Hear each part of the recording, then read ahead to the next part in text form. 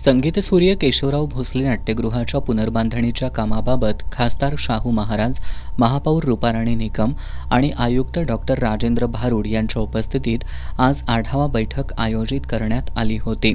सुरुवातीला शहर अभियंता रमेश मस्कर यांनी नाट्यगृहाचं काम 4 टप्प्यात सुरू असल्याचं सांगितलं.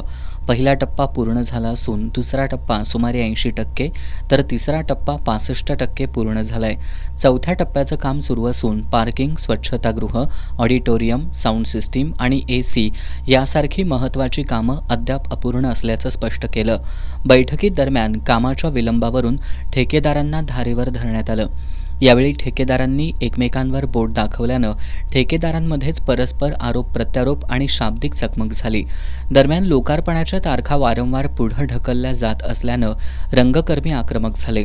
आमच्या सूचनांकडे ठेकेदार आणि अधिकारी दुर्लक्ष करत असल्याचा आरोप करत त्यांनी निधीची पारदर्शक माहिती देण्याची तसंच तात्काळ काम पूर्ण करून लोकार्पणापूर्वी साऊंड, लाईट आणि स्टेजची टेस्टिंग करण्यासाठी नाट्यगृह उपलब्ध करून देण्याची मागणीही त्यांनी केली आहे. यावेळी आयुक्त भारुड यांनी आम्ही यावर बैठक घेऊन वैयक्तिक लक्ष घालणार असल्याचं सांगितलं. महापौर निकम यांनी याला दुजोरा देत ठेकेदार आणि अधिकाऱ्यांकडून काम आणि निधीची माहिती घेऊ असं सांगितलं.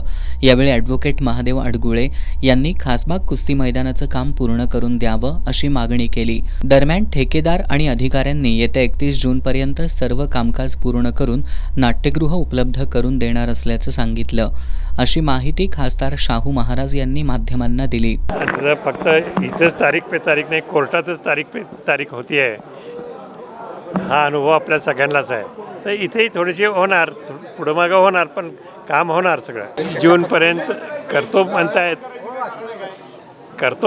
ना. आता आपण काय स्वतः कॉन्ट्रॅक्टर नाही किंवा एक्सपर्ट नाही याच्यातले बांधकामातले, तर त्यांनी जो शब्द दिला आहे त्याच्यावर आपण अवलंबून निश्चित राहणार.